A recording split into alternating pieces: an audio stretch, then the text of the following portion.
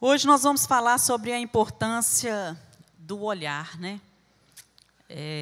Nós temos vários jeitos de ver as coisas e às vezes eu vejo as coisas diferente de você. Às vezes uma determinada circunstância que nos é proposta, eu enxergo de um jeito, a Rita enxerga de outra, o Léo enxerga de outro. Mas nós vamos falar agora do olhar, esse olhar espiritual que nós precisamos ter sobre as coisas. Esse olhar que é baseado aqui na palavra do Senhor. E nós sabemos que os profissionais da área de psique humana, eles costumam avaliar os pacientes que chegam, né, a partir de 3 elementos principais: o olhar, não é? As palavras e os gestos. Então, quando uma pessoa chega num consultório, às vezes ela pouco fala, mas o seu olhar e os seus gestos, a sua postura muito fala, né? Ou vice-versa. Então, o olhar, na verdade, ele revela as intenções do coração. Até mesmo há coisas que, às vezes, nós tentamos esconder. Costuma-se dizer que as pessoas que têm dificuldade em manter um olhar fixo, né, naquele que está falando, no seu interlocutor, que está conversando com ele, numa conversa, geralmente precisam de ajuda, porque inconscientemente essas pessoas estão denunciando as suas inseguranças, as coisas que estão ocultas lá no seu interior. Já as palavras, existe uma máxima, né, psicanalítica que diz o seguinte: se a Rita me fala de Lili, quando a Rita fala, eu sei mais a respeito da Rita do que eu sei de Lili, né? Da Lili. Então, significa dizer que quando uma pessoa está falando da outra, na prática, ela está revelando mais de si mesma, né? Então, mesmo quando um paciente se recusa a falar, o terapeuta consegue avaliar o silêncio dessas pessoas. E os gestos, o nosso corpo fala. Nós temos movimentos rápidos de perna, de mãos, né? As pupilas ficam dilatadas, às vezes as pernas cruzadas, os braços cruzados, né? Um balançar de pé incessante que não para, né? E os especialistas, eles são unânimes em dizer que a linguagem corporal, ela costuma ser muito mais precisa do que a linguagem verbal, porque ela é controlada por impulsos que vêm da onde? Né, do nosso inconsciente, do nosso cérebro. Então, o nosso texto hoje, vamos ler juntos? Dá para todo mundo ler, vamos lá? A candeia do corpo.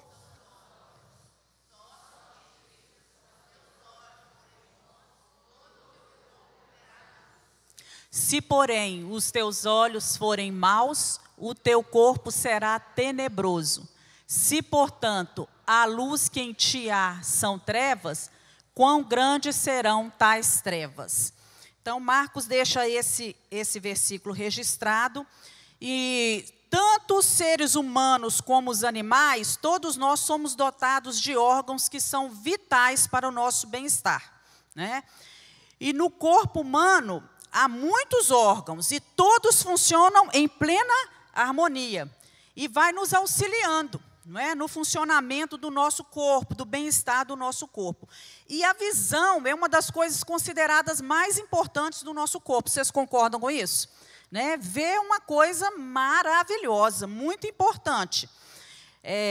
E nós sabemos que essa visão na Bíblia, ela é avaliada como a candeia do corpo, porque é através dos olhos que nós recebemos a luz, não é? Então, Jesus nos ensina que a luz do corpo, ela procede dos olhos. E que se nós soubermos enxergar corretamente a vida, se nós não enxergarmos corretamente a vida, o que é que vai emanar de dentro de nós? Trevas. Mas, por outro lado, se nós enxergamos a vida de uma maneira correta, isso aí vai emanar dentro de nós o quê? Vai sair vida de dentro de nós. Então, nós vamos ver primeiramente aqui alguns olhares que agradam a Deus. O ato de agradar a Deus não necessariamente está ligado com você estar sentado aqui no banco da igreja, né, com aquilo que você veste, ou com aquilo que você come, ou com o modo que você conduz a liturgia eclesiástica, que você louva a Deus aqui na igreja, né, mas está diretamente ligada com a gratidão do seu coração, né, com aquilo que brota realmente do seu interior. Então, um olhar que agrada a Deus é quando nós aprendemos a olhar para trás, para as circunstâncias da vida com gratidão.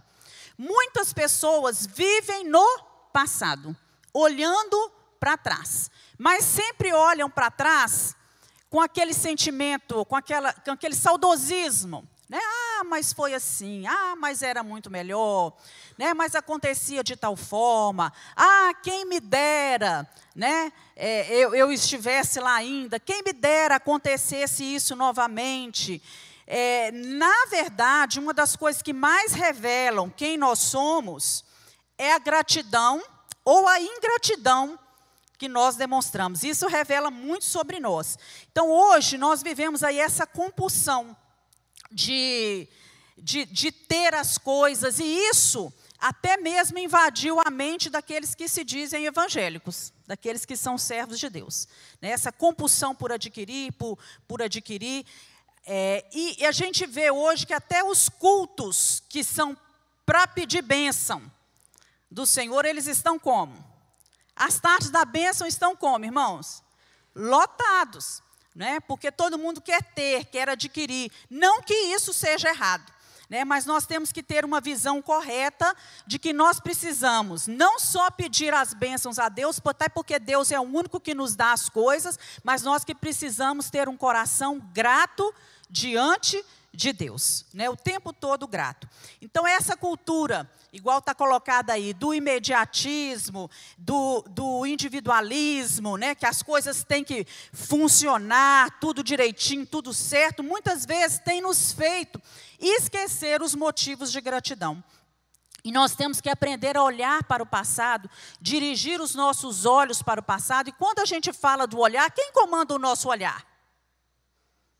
A nossa mente. Então, nós estamos falando de voltar a nossa mente, o nosso jeito de ver as coisas para o passado, falando, né?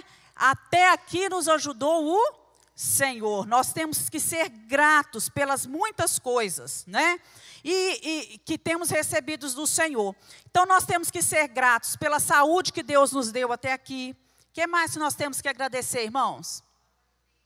O alimento que nós temos, a salvação que nós adquirimos.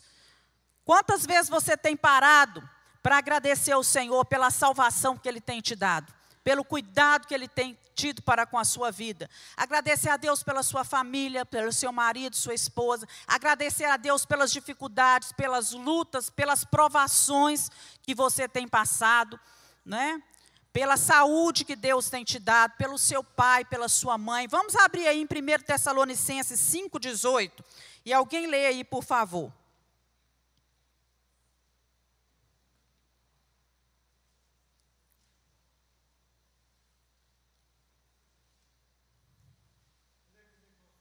Pode ler, irmão Adi.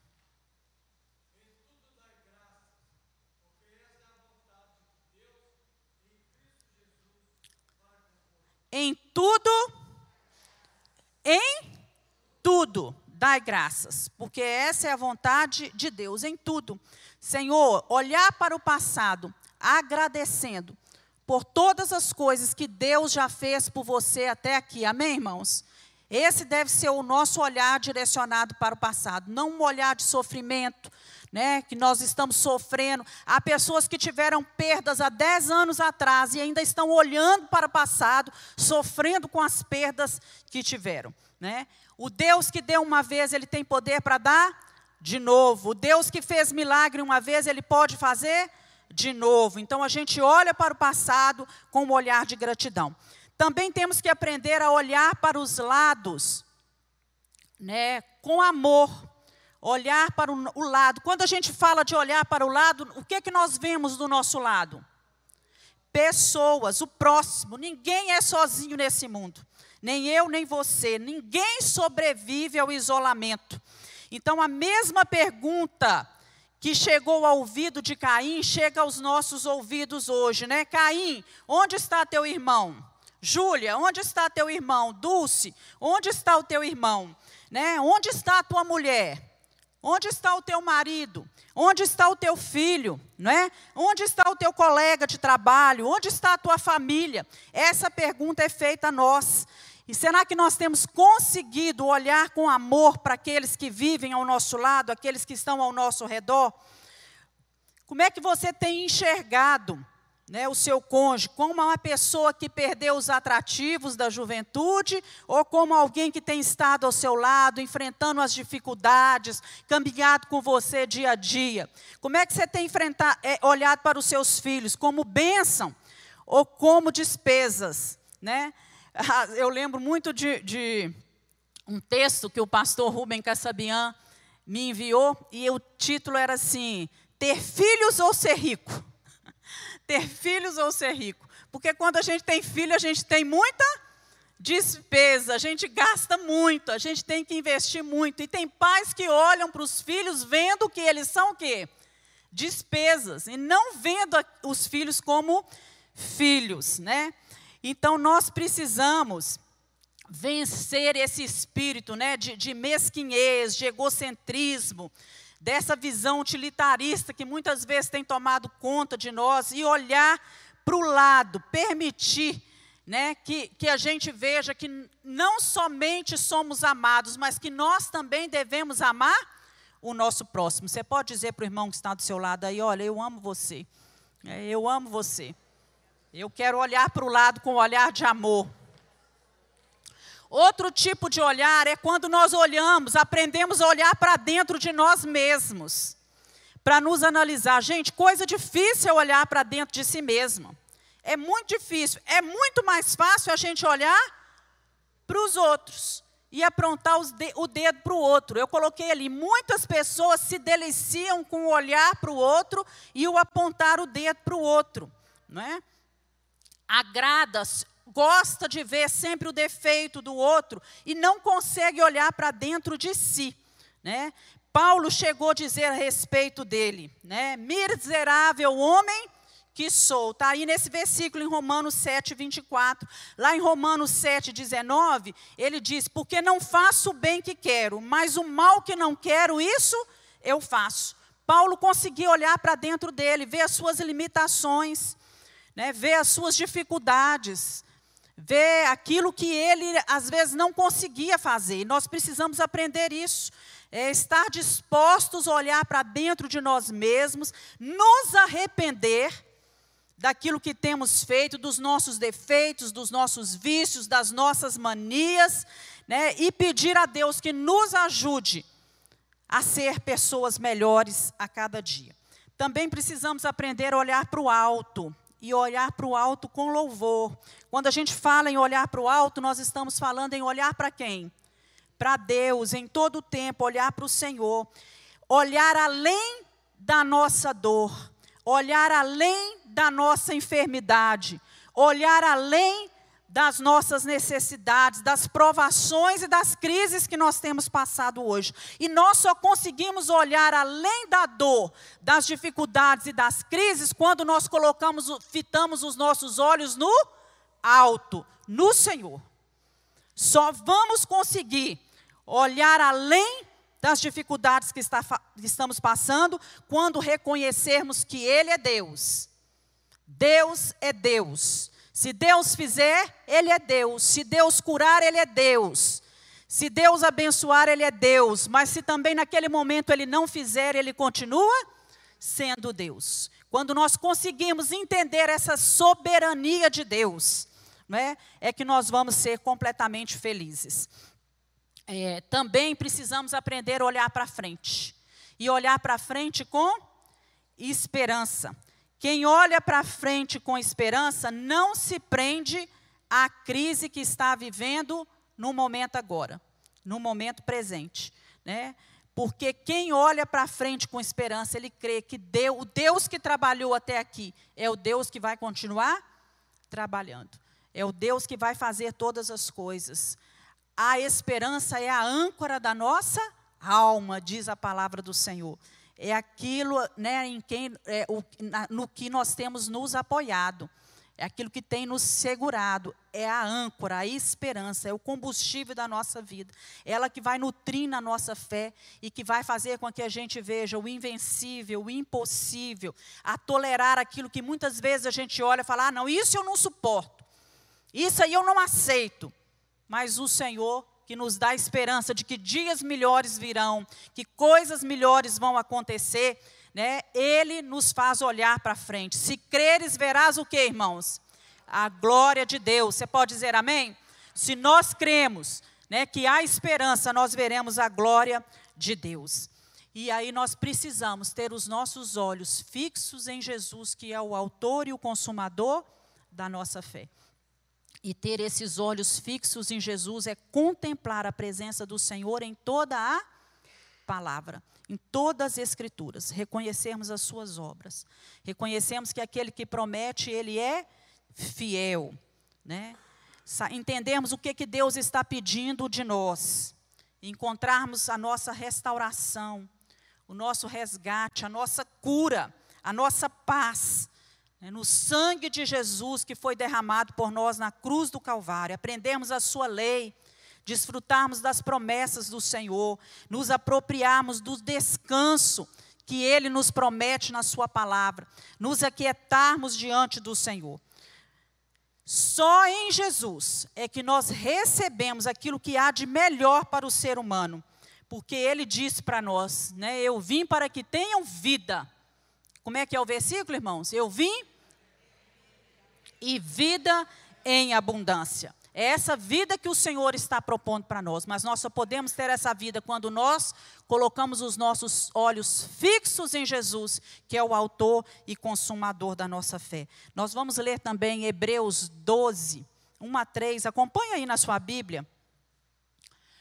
Portanto, nós também, pois que estamos rodeados de uma tão grande nuvem de testemunhas, deixemos todo o embaraço e o pecado que tão de perto nos rodeia, e corramos com paciência a carreira que nos está proposta, olhando para Jesus, autor e consumador da fé, o qual, pelo gozo que lhe estava proposto, suportou a cruz, desprezando a afronta, e assentou-se à destra do trono de Deus. Né? O que o autor do livro de Hebreus, quando ele escreve o livro de Hebreus, estava querendo nos ensinar, quando ele afirmou que ao nosso redor, ao redor de nós, existe um grande número de testemunhas. O que ele queria dizer com isso? Né? Ele não estava tratando aqui,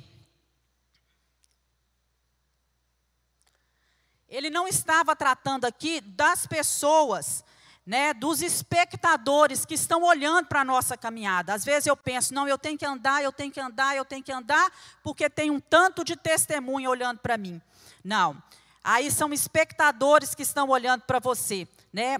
Quando nós olhamos para as testemunhas, ele está se referindo aqui aos autores, aos heróis da fé que são citados aí em Hebreus, capítulo 11. Pessoas que se tornaram testemunhas da fé, pessoas que deixaram marcas, que são inapagáveis na história, que foram registradas na Bíblia, sobre suas lutas, sobre suas dificuldades. Volta a sua Bíblia aí em Hebreus, capítulo 11. Toda a descrição aí de Hebreus, no capítulo 11, vai tratando das vitórias que foram obtidas por meio da fé. E essas vitórias, elas foram colocadas aí, que ele colocou isso aí, afirmando, né, que ao nosso redor há uma grande nuvem de testemunha, que isso é para nos animar, para nos trazer exemplo de persistência, de pessoas que não desistem, de pessoas que passam por lutas, por problemas, por dificuldades, mas ainda conseguem andar na visão de Deus, nos planos de Deus, debaixo da vontade de Deus. Amém, irmãos? Então você pode estar passando a dificuldade que for, vivendo o momento que for na sua vida, mas a visão do Senhor tem que estar presente, a vontade do Senhor tem que estar presente na sua vida, e os planos de Deus devem prevalecer. São testemunhos que vão aumentar a nossa fé, que vão reforçar o nosso foco em Jesus, que vão nos ajudar a colocar os nossos olhos, nos encorajar a cada dia colocar os nossos olhos mais no Senhor.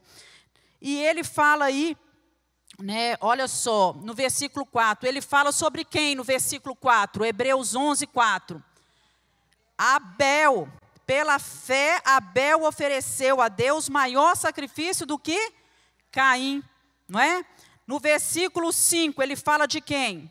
De Enoque, foi trasladado, né? O mundo não era digno, ele agradou tanto a Deus que o mundo não era digno de tê-lo. O que ele fala no 6? Que sem fé é impossível agradar a Deus. No 7 ele cita quem? Noé. Foi avisado das coisas que ainda se não viam. Mas Noé sofreu toda a calúnia, né?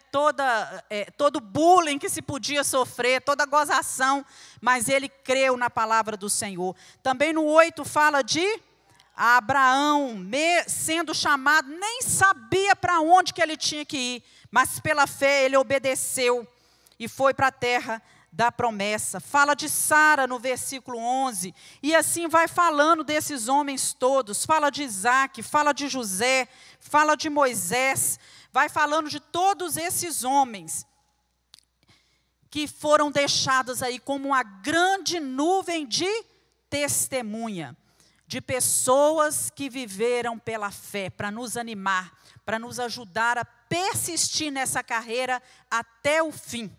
Né? E pessoas que vieram provar para nós que essa carreira pode ser o quê?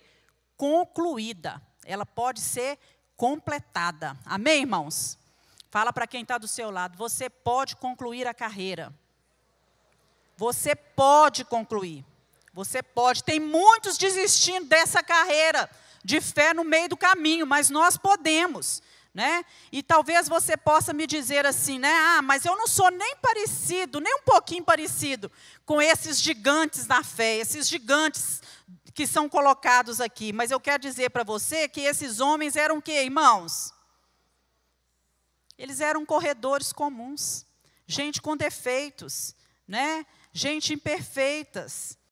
Na verdade, esses gigantes da fé eram homens falhos também, homens que passavam por dificuldades, que tinham defeitos, tantos quanto eu e você. Eram homens que, de especial que eles tinham, a única coisa, né, o mais especial que ele tinha, foi o Deus em quem eles confiaram. E o Deus em quem, não é? Davi confiou, é o mesmo Deus que nós confiamos. O Deus em quem Moisés e Abraão creram é o mesmo Deus que nós cremos. O que eles tinham de tão especial que nós temos também, que é a presença de Deus. Você pode dizer glória a Deus por isso? Glória a Deus, o nosso Deus é o mesmo. Né? O que eles correram e o que eles fizeram pela fé. Fizeram pela fé. E eu e você temos que correr, rodeados dessa tão grande nuvem de testemunha, olhando para Jesus, que é o autor e consumador da nossa fé. Então foi colocado aqui, olhe para Jesus e não para si mesmo. Olhe para aquele que fez por você o que você nunca poderia ter feito por si mesmo. Olhe para Jesus, ele correu uma corrida perfeita, atingiu os padrões que um Deus bom, santo e justo requer. Olhe para Jesus, ele morreu a morte que você merece e tomou sobre si o seu pecado. Olhe para Jesus, ele está ressuscitado, glorificado, vitorioso sobre Satanás, sobre o pecado e sobre a morte. Nós temos motivos para olhar para Jesus. Olhe para Jesus, porque ele subiu aos céus. Ele está sentado à direita do Pai e ele intercede por mim e por você. Nós podemos olhar para Jesus. Olhe para Jesus e tenha certeza. Eu estou plenamente convicto de que aquele que começou em mim a boa obra, ele há de completar essa obra. Amém, irmãos? O Deus que começou a obra no nosso coração, ele vai completar essa obra. Olhe para Jesus, o autor e consumador da fé. Tenhamos coragem, tenhamos confiança, força para correr essa carreira que nos está proposta. O tempo que nós estamos vivendo aqui nessa terra é um tempo de de corrida. Quando nós olhamos para Jesus, nós devemos correr sem embaraços. Olha aí o que diz Hebreus capítulo 12. Nós também, que estamos rodeados de tão grandes nuvens de testemunha, deixemos todo o embaraço. Vamos deixar os embaraços. Os embaraços nem sempre são pecados, né? Mas nós precisamos muitas vezes deixar esses embaraços de lado para que a gente possa servir a Deus de uma maneira melhor.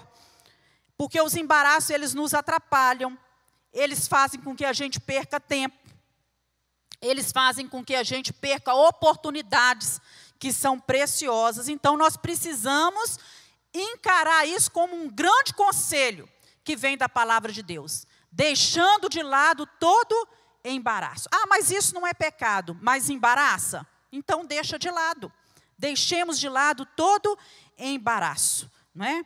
E ainda também foi colocado para nós aqui, deixemos de lado todo o embaraço e também todo o pecado. O pecado nos rodeia, como diz aí em Hebreus, de perto. Deixemos o pecado que tão de perto nos rodeia. O que é pecado? Todo tipo de desobediência a Deus. Tudo aquilo que desagrada ao Senhor. Aquilo que Deus ordena que a gente segue e que a gente deixa de fazer, isso é um pecado, né? A gente erra o alvo, né, quando a gente caminha por esse caminho de pecado. E a gente sai do objetivo que a palavra de Deus traça para nós. E a Bíblia fala que o trajeto final do pecado é a morte. Não é isso que diz lá em Romanos 6, 23? O que está escrito em Romanos 6, 23? De cor. Por quê? Alto, irmãos. Por quê?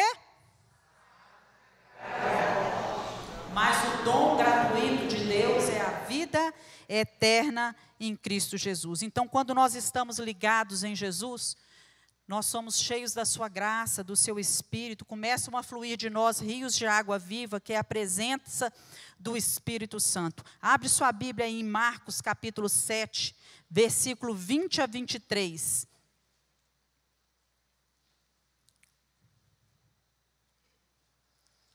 Marcos capítulo 7, 20 a 23.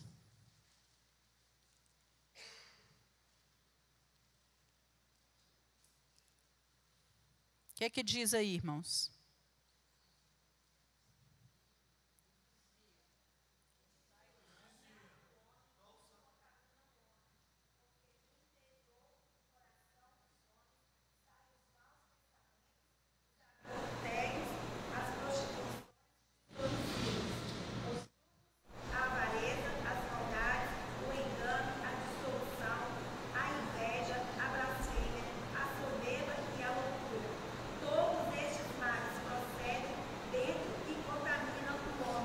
Isso. Quando nós desviamos a nossa visão, o nosso olhar do Senhor Jesus, a nossa natureza carnal, né, ela começa a gerar em nós pensamentos maus, pensamentos de pecado.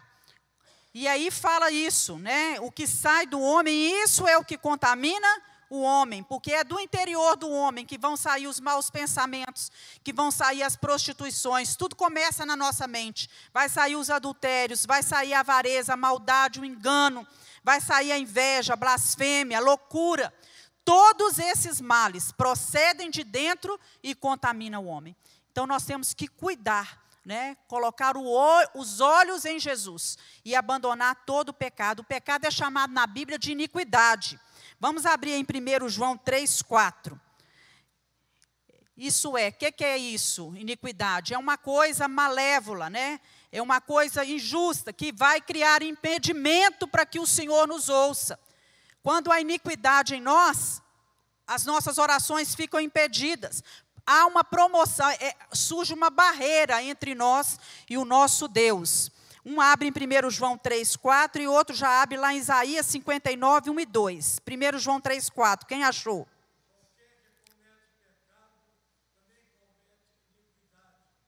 Porque o pecado é iniquidade. Pecado é iniquidade. Isaías 59, 1 e 2.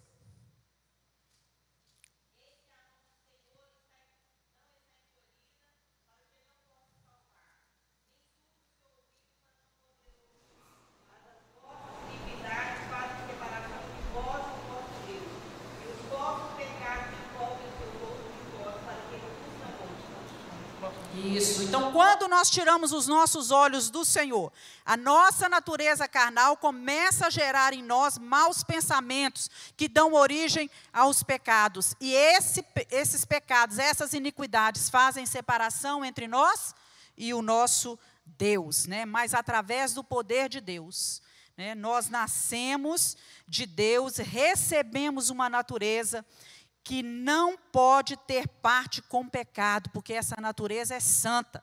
Então, se nós já recebemos essa natureza, e quando o pecado, né, é gerado em nós, aquilo incomoda o nosso coração, e nós temos que buscar ao Senhor. Abre sua Bíblia em 1 João 3,9, que fala bem isso, que aquele que é nascido de Deus não vive na prática do pecado. Ele pode até pecar, mas o pecado vai gerar nele incômodo, uma necessidade de se voltar para Deus. 1 João 3,9.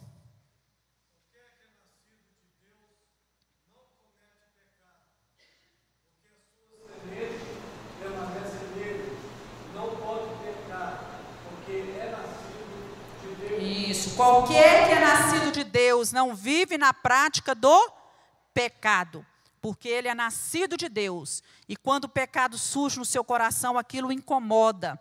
Se ele dá acesso ao Espírito Santo, o Espírito Santo começa a falar com ele. Há um texto na palavra do Senhor, lá no Antigo Testamento, está lá em Números, que conta a história, né, que o povo de Deus, né, já quando eles conquistaram a terra de Canaã, quando depois de peregrinado, 40 anos do deserto, faltando pouco para eles chegarem no destino, a nova geração que estava viva, aqueles que eram acima de 20 anos, porque os outros já tinham morrido, essa nova geração também começou a desviar o seu olhar das promessas de Deus e ficar impaciente em relação à jornada. E começaram a provocar a Deus de uma forma muito grave. Na verdade, o povo precisava sair de Cádiz e alcançar as campinas do Jordão, entrar na terra de Canaã. Mas o rei de Edom, eles tinham que passar pela terra de Edom para entrar mais rápido. O rei de Edom não permitiu essa passagem, resistiu ao povo de Deus, e eles foram forçados a se desviar, dando uma volta muito grande pelo deserto. Nós sabemos dessa história, né? E isso aí durou 40 anos, eles andando pelo deserto, por aquela região árida, pedregosa, passando por dificuldades. E o povo começa a ficar impaciente, começou a acusar Moisés, que tinha levado eles para morrer ali no deserto, que eles preferiam ter morrido no Egito. Então, o que o Senhor fez?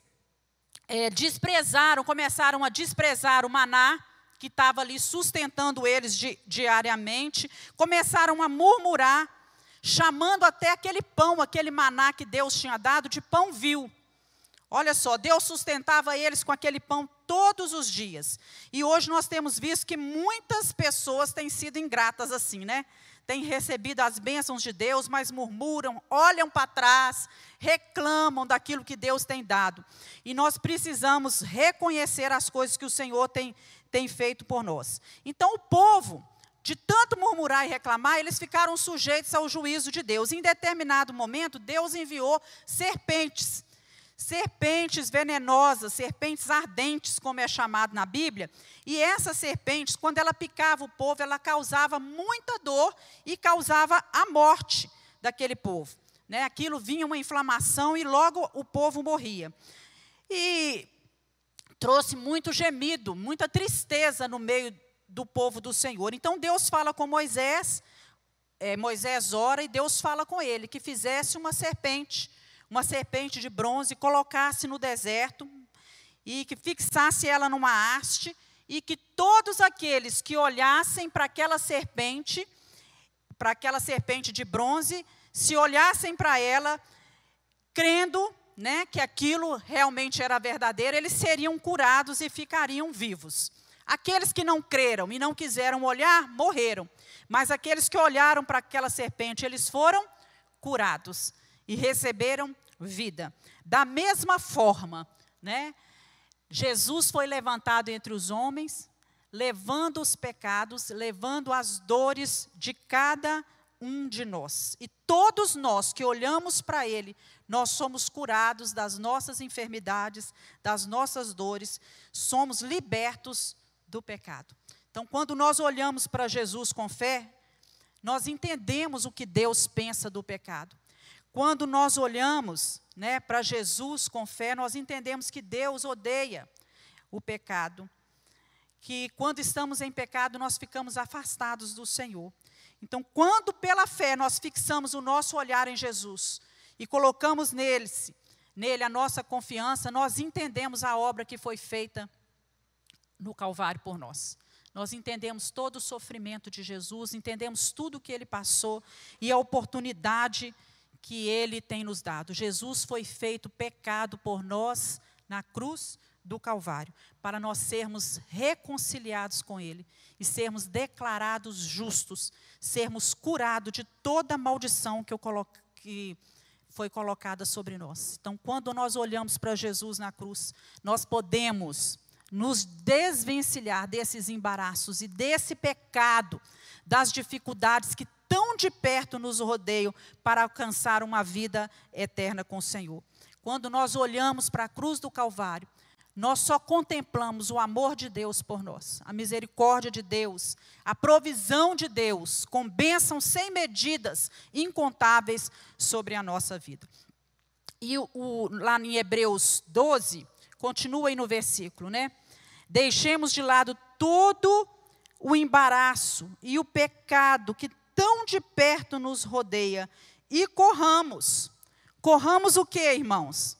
A carreira que nos está proposta. Para mim foi proposto uma carreira, para você. Eu não sei quantos anos vai durar a minha carreira aqui, nem quantos anos vai durar a sua. Mas o fato é que nós temos uma carreira para correr aqui. Uma corrida. E existem diversos tipos de corrida. Os corredores aí sabem disso. Tem corrida de curta distância, que a prova ali é de velocidade.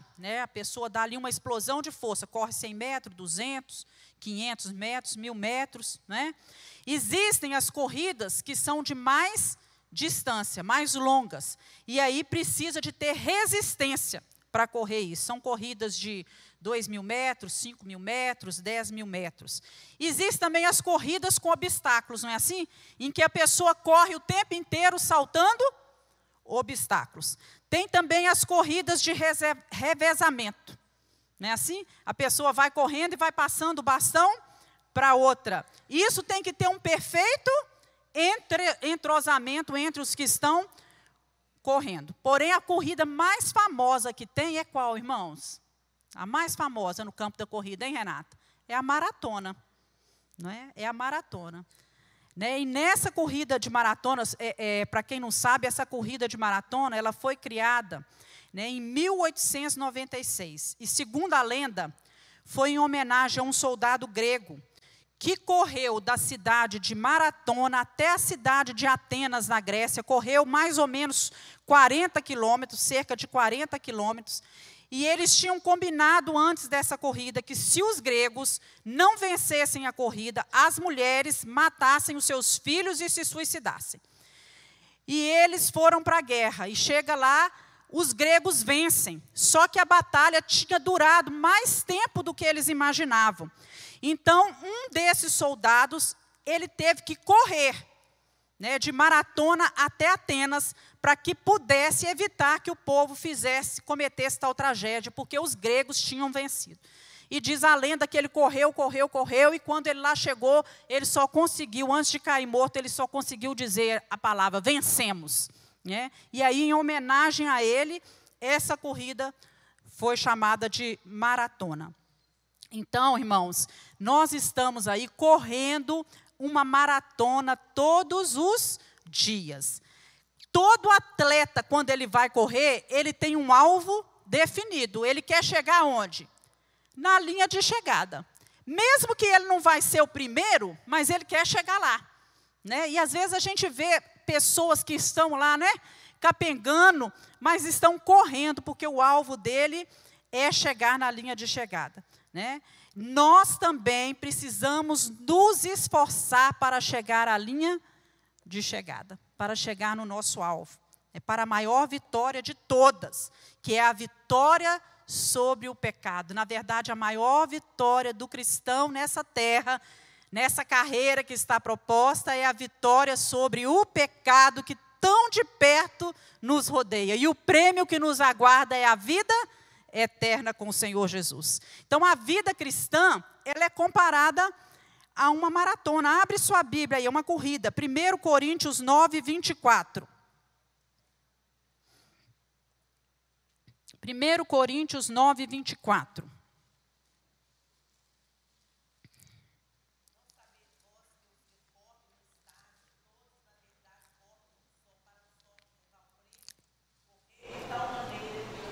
Isso, todos estão correndo para levar um prêmio.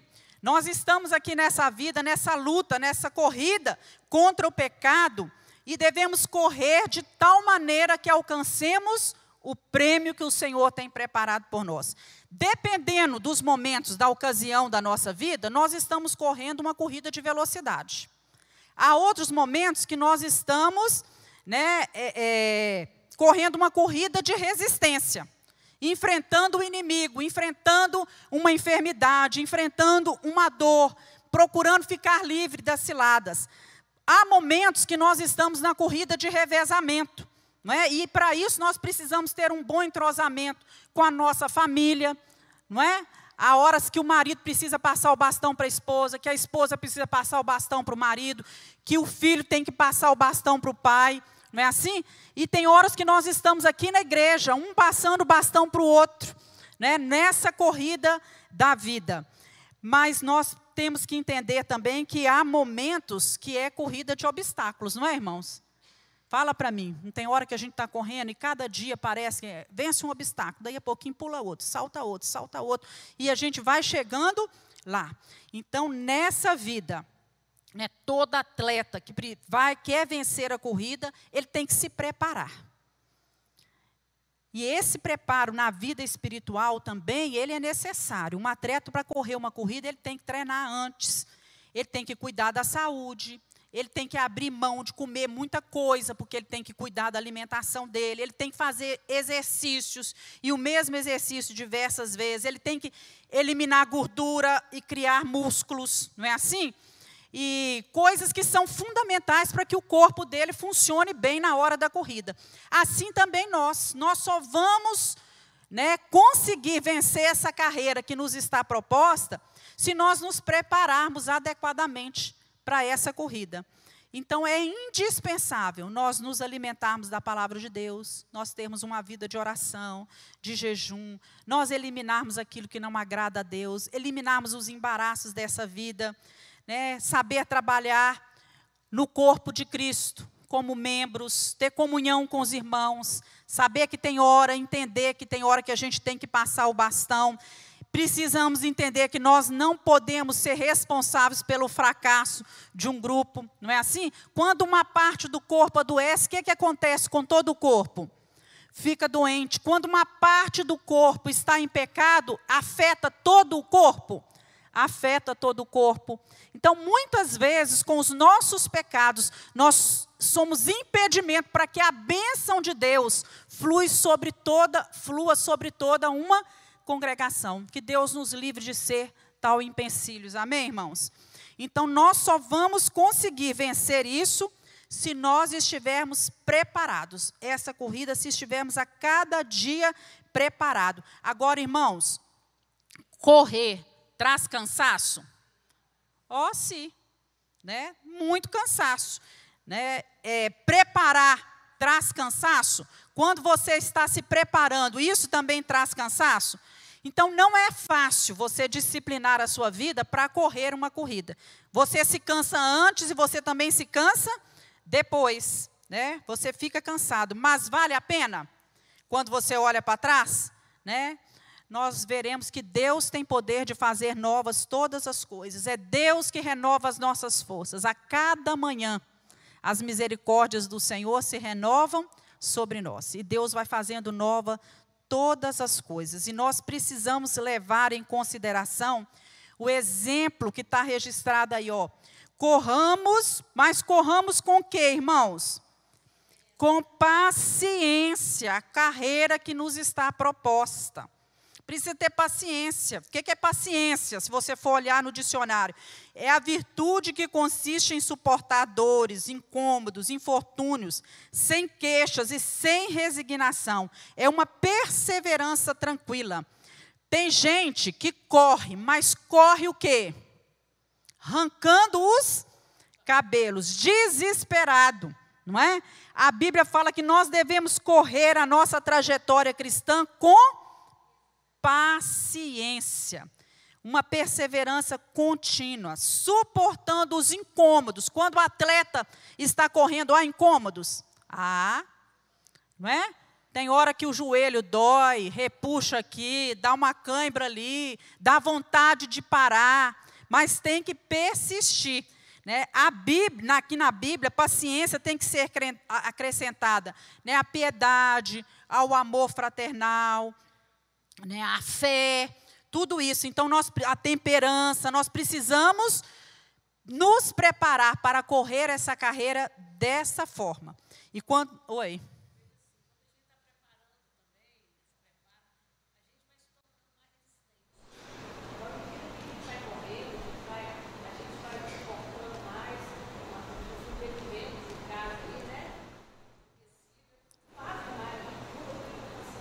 Isso mesmo, a Rita está falando aqui que à medida que você vai se preparando, cada dia você vai se tornando mais resistente. De repente, você corria 100 metros e aquilo era muito para você. Mas daqui a pouco você já acostumou com aqueles 100 metros. Não é assim que a gente aprende a correr? Até hoje não aprendi. Corro 100 metros, quase morro. Né? Você corre 100 metros, você acostuma com aquilo. Daqui a pouquinho você está correndo 200. Daqui a pouquinho você está correndo 300. Não é? Você vai adquirindo resistência. Né? E no mundo espiritual também é assim. Não é? Uma coisa que te incomodava, passa a não te incomodar mais. Uma coisa que te fazia, que te frustrava, que te decepcionava, que te jogava no chão. Não é? Quando você vai se preparando espiritualmente, daí a pouquinho você olha para aquilo e fala assim, isso é nada. Isso não é nada. Não é? Eu posso prosseguir, eu posso ir em frente, olhando para Jesus. Nós podemos correr com paciência essa carreira que nos está proposta. Né? Tendo certeza que Jesus se manifestou para destruir as obras do diabo. E quando ele ressuscitou, né, ele recebeu, né, um nome que está acima de todo nome, um nome diante do qual todo joelho há de se dobrar, que Cristo é o nosso único modo de alcançar a vida eterna e a salvação. E nós precisamos entender também que há perigos que estão à nossa volta, daqueles que não olham com Jesus. Aqueles que não estão olhando com Jesus, correm o perigo de perder a direção de Deus, de fracassar nos seus objetivos, de ser envolvido nos embaraços, de ser contaminado pelo pecado, de cansar, desfalecer e parar a corrida, ficar parado na vida, na corrida, na maratona da vida, e ainda de perder a salvação da sua alma, porque muitos se afastam e não voltam para Jesus. Então é muito perigoso quando a gente perde a visão espiritual, essa visão celestial, e deixamos de olhar para Jesus, e começamos a olhar para o mundo, para as coisas que estão à nossa volta. Nós não devemos fazer isso, porque nós estamos em plena corrida e nós estamos correndo para uma coisa que nos foi proposta pelo Senhor, que é a vida eterna. Então, 5 coisas para terminar, para as quais nós nunca devemos olhar. Primeiro, não olhe para nada que o impeça de obedecer a Deus. Isso me impede de desobedecer a Deus? Isso não está de acordo com a presença de Deus? Determinado lugar aqui, eu vou entristecer o Espírito de Deus, determinada atitude é desobediência a Deus, então eu não vou olhar para isso. Lá em Mateus 18, 9, fala assim, se o teu olho o fizer tropeçar, arranque e o joga fora. É melhor entrar na vida com um olho só, do que tendo 2 olhos ser lançado no fogo do inferno. Então não olhe para aquilo que impeça de obedecer a Deus. Não olhe para coisas inúteis. Desvie os teus olhos das coisas inúteis. Faze-me viver nos caminhos que traçaste. Desvia os meus olhos. Nós precisamos aprender isso. Senhor, desvia os meus olhos daquilo que é inútil. Tem coisa que é inútil, que não leva a gente a nada. Que não enriquece, não acrescenta, não edifica. Tira os nossos olhos dessas coisas. Não olhe para as atrações do mundo. Tudo que há no mundo, a cobiça da carne, a cobiça dos olhos, a ostentação dos bens, não provém do Pai, mas vem do mundo. Então, vamos tirar os nossos olhos disso. Não olhe para o lado escuro da vida. Os olhos são a candeia do corpo. Quando os meus olhos forem bons, igualmente todo o seu corpo estará cheio de luz. Mas quando forem maus, igualmente o seu corpo será cheio de trevas. Então, vamos olhar para a luz. Onde é que está a luz, irmãos? Em Jesus. Vamos olhar para Jesus. Vamos tirar os nossos olhos das trevas. Não desvie o olhar do caminho de Deus para você. Olhe sempre para frente, mantenha o seu olhar fixo no que está diante de você. Amém? Que Deus possa abençoar a sua vida, que você possa olhar para trás e dizer, Senhor, muito obrigado. Que você possa olhar para os lados, para o seu irmão, Senhor, me usa, me ajuda a ser uma bênção na vida desse irmão. Que você possa olhar para dentro de si mesmo e dizer, Senhor, eu me arrependo. Senhor, eu quero ser diferente, eu quero mudar. Muda a minha vida. Que você possa olhar para cima e falar, Senhor, eu te louvo e eu reconheço quem Tu és, o Teu poder, a Tua grandeza. Eu sei quem é o meu Deus. E que você possa olhar para frente, Senhor, eu estou prosseguindo para o alvo. Eu estou caminhando, a minha esperança está posta no Senhor e os meus olhos estão postos em Ti. Amém? Vamos orar? Queria convidar você a ficar de pé. Você vai falar com Deus, Deus, me ajuda a colocar os meus olhos no Senhor. A entender a importância desse olhar no mundo espiritual. Nos ajuda, Senhor, a ter a nossa visão espiritual, a enxergar esse mundo espiritual. Abre os nossos olhos espirituais, para que nós possamos ver as coisas que o Senhor já fez, as coisas que o Senhor tem feito e as coisas que o Senhor ainda vai fazer.